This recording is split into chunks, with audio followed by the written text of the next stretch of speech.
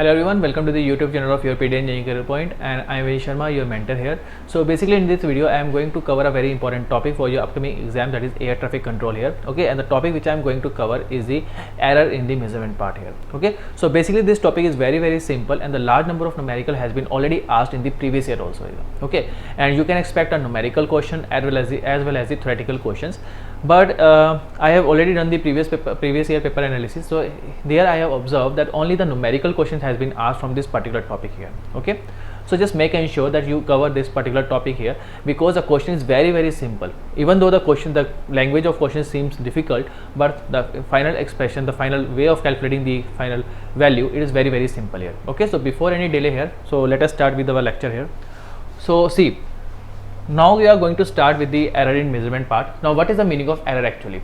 Error basically are involved during the measurement here. Okay, so the measurement of the measurement you can do for anything here. Let us suppose if you are measuring the value of the mass of any particular object, okay, or I can say the dimensions of particular object here, okay, or I can say you are just measuring the pressure, force as well as the velocity of anything here. Okay, so all of these quantities are involving some type of errors. Why involving the errors here? Because for the measurement we need a instrument, and it is not required that the instrument is very perfect here. Okay, because there is always a value of the least count for any particular instrument, and due to the value of the least count we have a error value, we have a error introduced into our final calculations here. Okay, so now the question comes, how do we define the errors here? So error is nothing but it is the difference in the true value and the measured value. Okay, so let us suppose if there is an object. So here we have an object which is having a mass, and the true value of the mass of this particular body, the true value of the mass of this particular body is 10 kg here.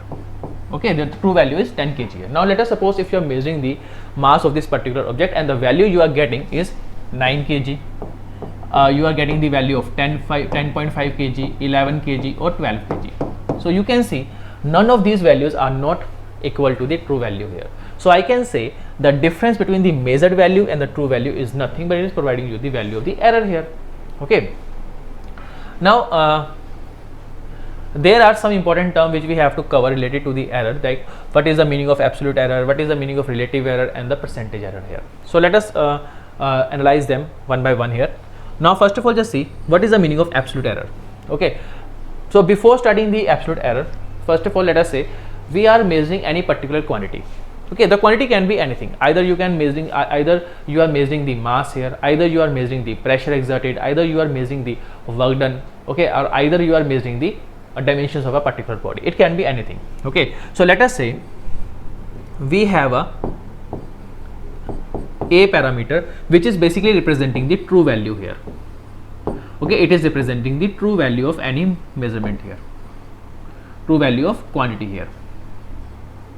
Now in this case I have just now I am just finding out the value of this quantity with the help of some instrument, and the readings which I am getting is equal to A1, A2, A3 and so on.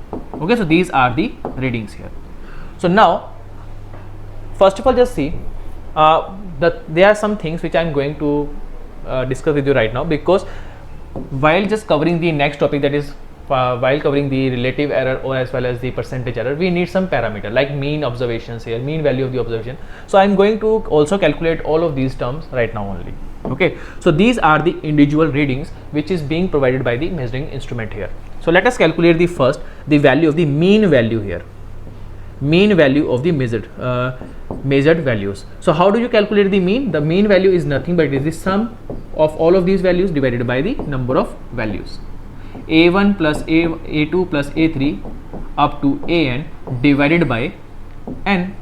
So basically this is representing you the value of the mean value. Okay, so now just see how do you find out the value of the absolute error. Now absolute error is nothing.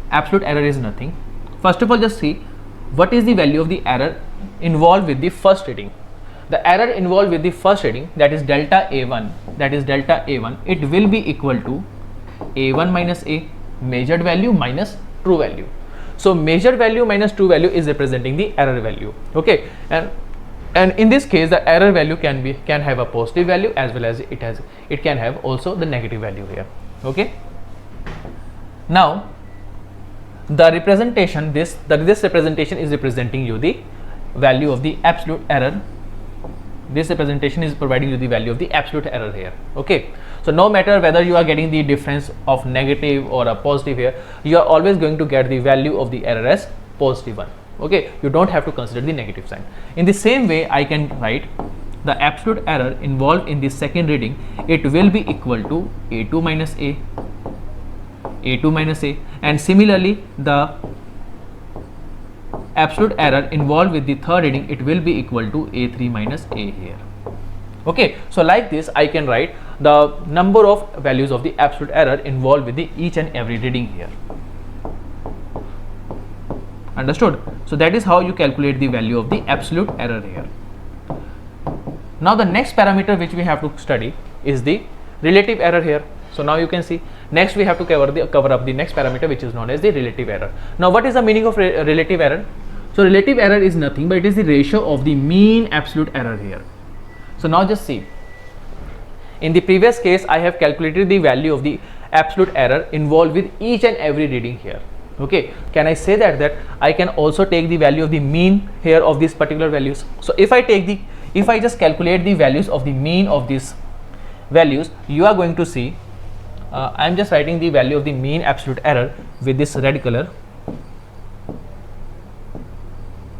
You are going to observe that the mean absolute error is going to be equal to delta A1 plus delta A2 and so on up to delta AN. I have just sum up all the readings, all the absolute readings here, divided it by the total number of readings here. So now you can see I have a value of the mean readings, I have a value of the mean absolute error here. Okay, so now the next terms is the relative error. The relative error is nothing but it is defined as the ratio of the mean absolute error to the mean value of the observation here. So I can write the relative error will be mean absolute error divided by the mean observation here, the mean value of the observations here. So that the simple ratio is known as the relative error. Okay, so this ratio can have a value I can say less than 1 here. So in order to represent it in the percentage form, so when we represent the relative error in the percentage form, we get the final value of the percentage error. So percentage error is nothing but is the percentage form of the relative error here.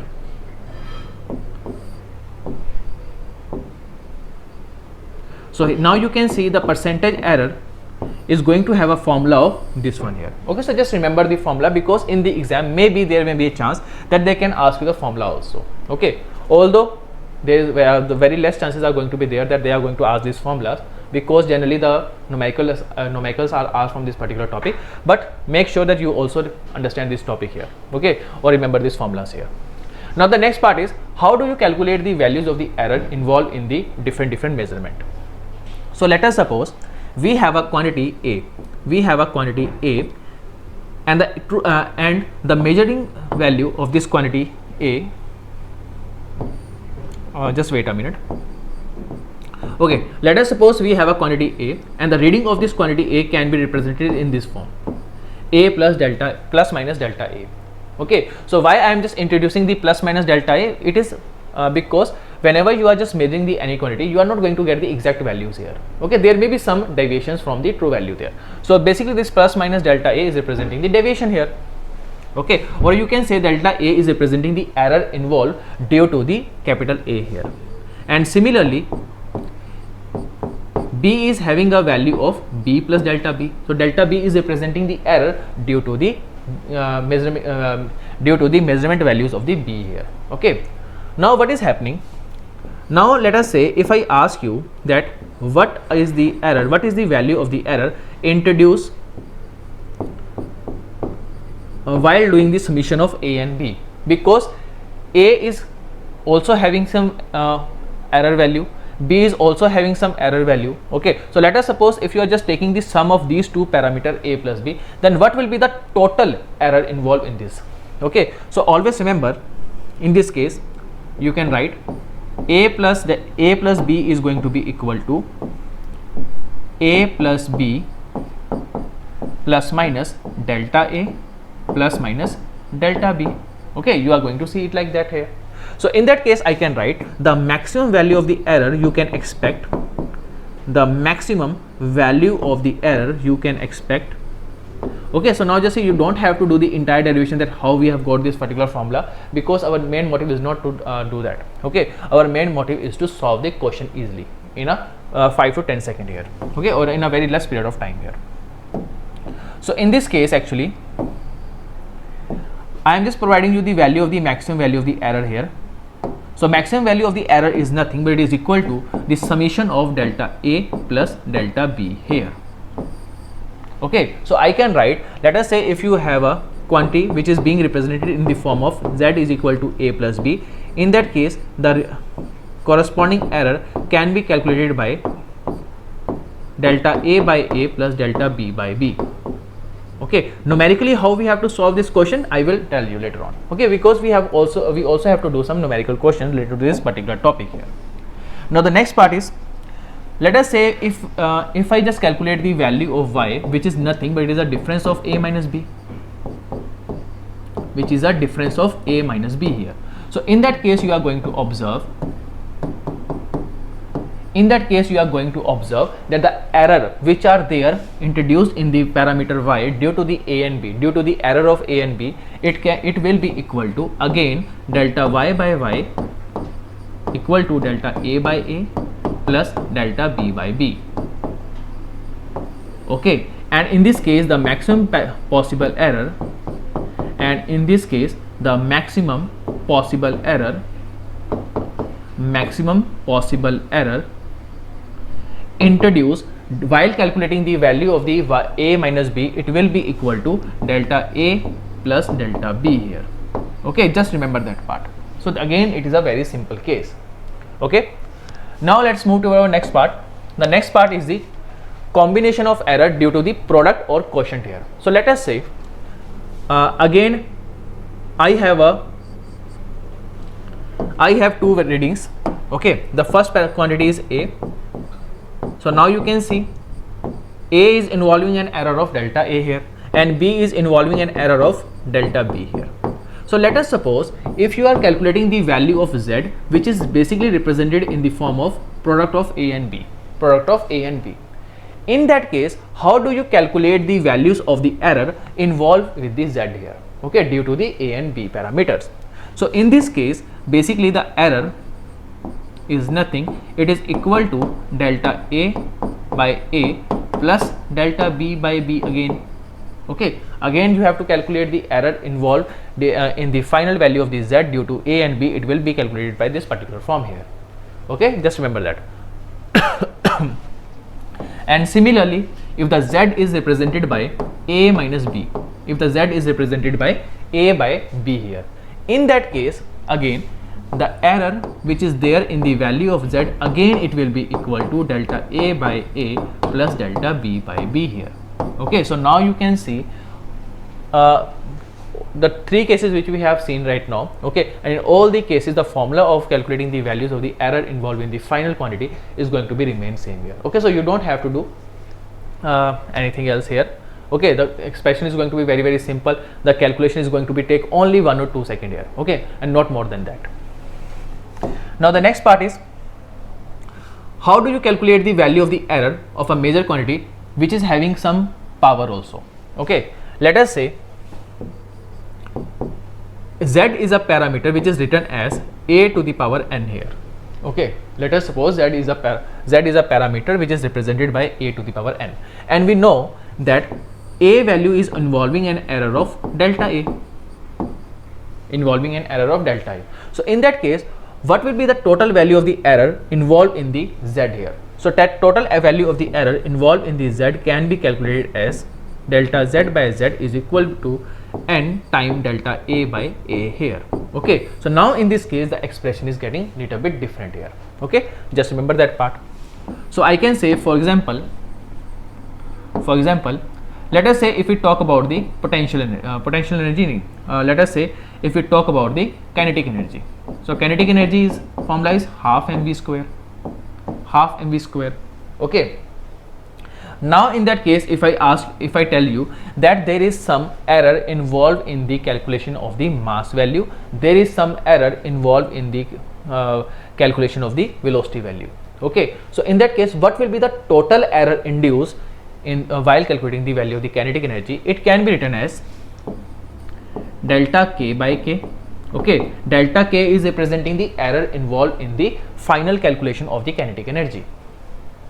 It will be equal to, so now just see, kinetic energy can be written as this product of m into v square. Okay, and how do you calculate the values of the major quantity, which is basically a product of two other quantities here? It is basically written as delta a by a plus delta b by b. So I can write it will be equal to delta m by m plus, now we have a v square here. Okay, so we already know that if some quantity is raised to some power, in that case the error involved is n time delta a by a here. Okay, so in that case v is having a power of 2, so I can write the error involved while calculating the value of the velocity in the kinetic energy. It will be written as this way here. Okay, so this formula is going to be used for while calculating the values of the error involved in the total value of the kinetic energy due to the mass and velocity here. Okay, so you can see this part is very, very simple here. So let us say, again I am providing you the another example. Let us say the quantity is represented by a to the power m, b to the power n, and c to the power p. Then how do you calculate the values of the error involved with the z here?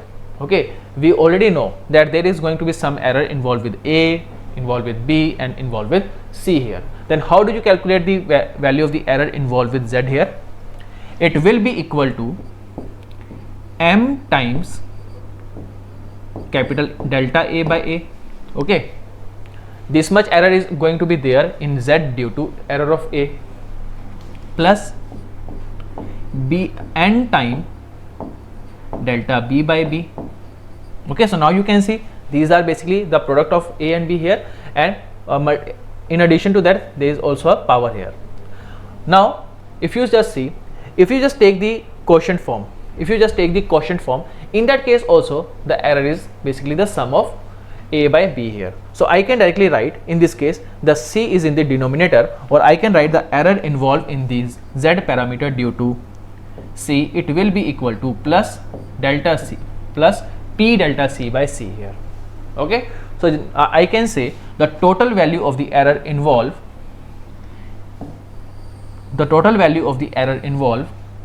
in the z here is represented by this particular formula here. Okay, so that's a very simple case. Okay, so if you just understand that how to calculate this value of the error, you can solve this question in a few seconds here only. Okay, so let us solve some questions here, and let's see that how to solve this question in very less time. So here our first question: if the error in measuring the radius of a sphere is 2%, if the error in the measuring the radius of a sphere is 2%, so I can say delta r by r is given to you. How much it is given? It is given to you as 2%. And similarly, that in measuring its mass, it is 3%. So I can say delta m by m is given to you. How much it is? It is 3% here.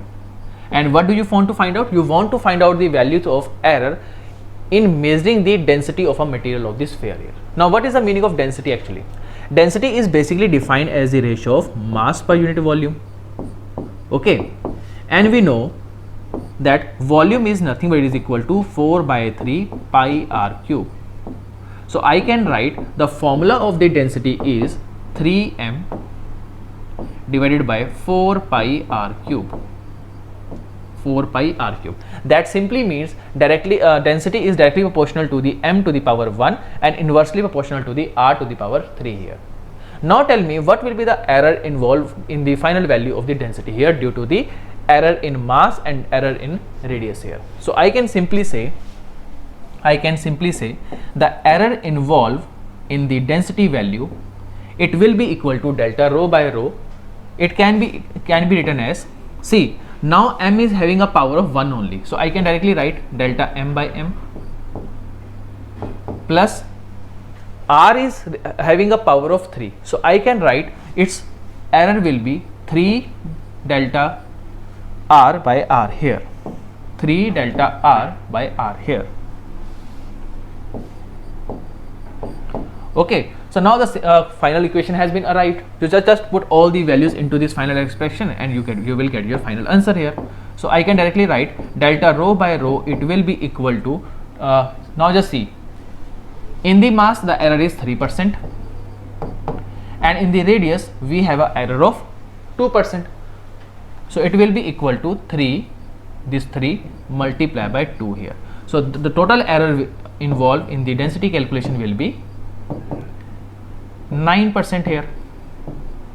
Okay, so I can say the option number C is going to be the correct answer in this case here. Okay, so that's a very simple part. Okay, so now let's move to our next part here. So next question is, if Z is given by a to the power b, a to the power 4, b to the power 1 by 3 divided by c d to the power 3 by 2 here, and corresponding delta a, delta b, delta c and delta d are the absolute error here, okay, involved in the a, b, c and d respectively, then what will be the relative error involved in the z here?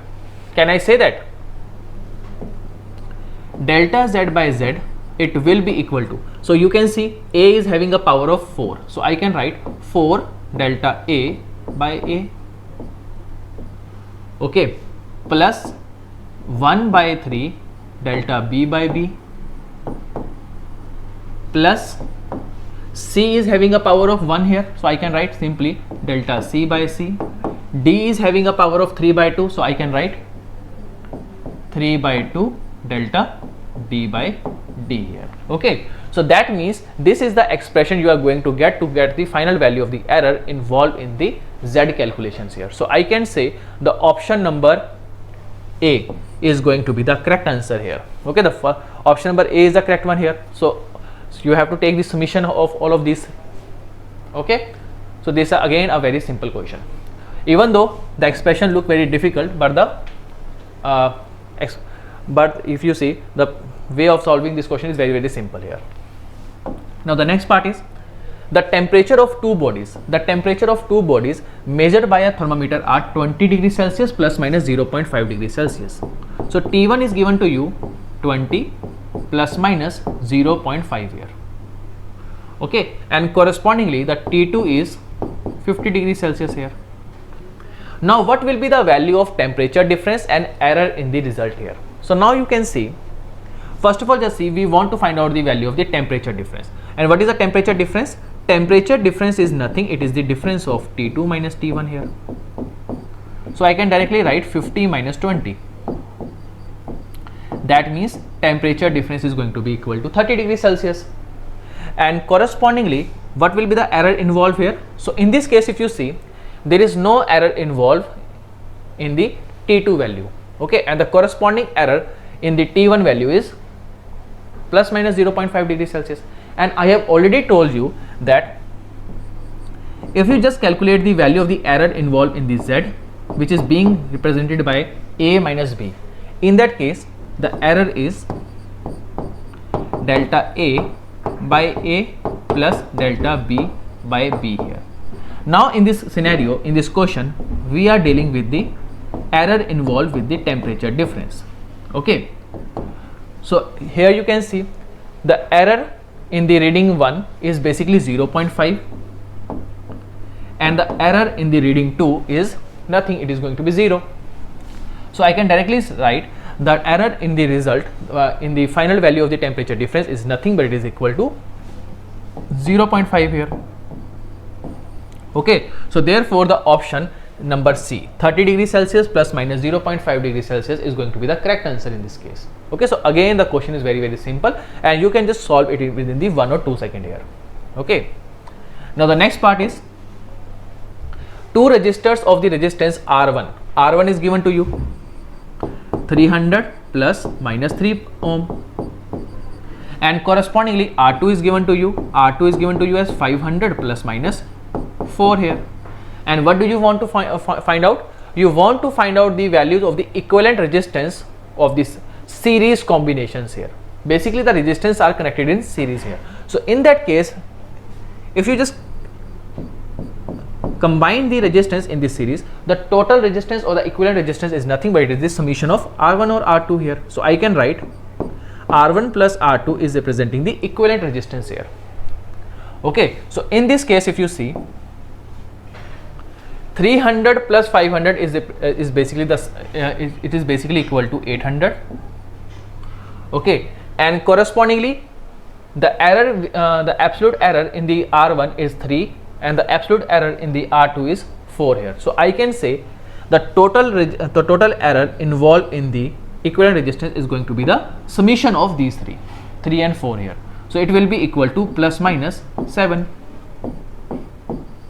Okay, so I can say the equivalent resistance of this particular series combination is 800 plus minus 7 ohm here. So option number B is going to be the correct one here. Understood? Now the next part, the percentage error in the measurement of mass and speed are 2% and the 3% here. So now you can see the percentage error involved in the mass calculation is 2% and the percentage error involved in the speed calculation, it is equal to 3%. And what do you want to find out? You want to find out the values of the error in the estimation of the kinetic energy obtained by measuring the mass and speed. So basically the kinetic energy is having a formula of half mv square. Okay, so I can directly write the error involved in the kinetic energy calculation, it will be equal to delta m by m plus 2 times delta s by s here. This will be the total value of the error involved in the kinetic energy calculation. So you can see delta m by m is given to you as 2% plus 2 multiplied by delta s by s, that is 3%. So total error will be 8% here.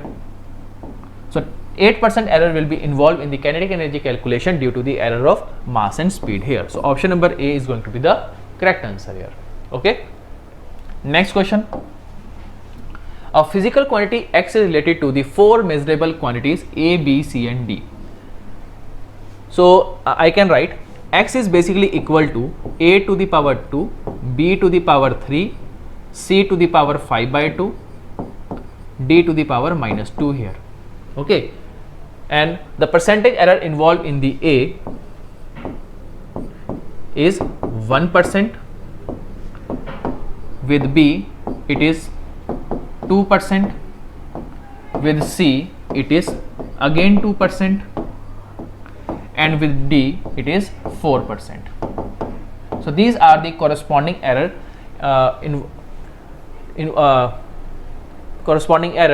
corresponding to A, B, C and D here. Okay, and what will be the percentage error in the quantity X here? It will be, so you can see I can write delta X by X. How much it will be? It will be equal to 2 times delta A by A plus 3 times delta B by B plus 5 by 2 times delta C by C plus 2 delta D by D here. Okay, you don't have to take the negative sign here. Okay, just remember that part. So in that case, if you just put all the value into this expression, so you can see 2 multiplied by 1 plus 3 multiplied by 2 plus 5 by 2 multiplied by 2 plus 2 multiplied by 4 here.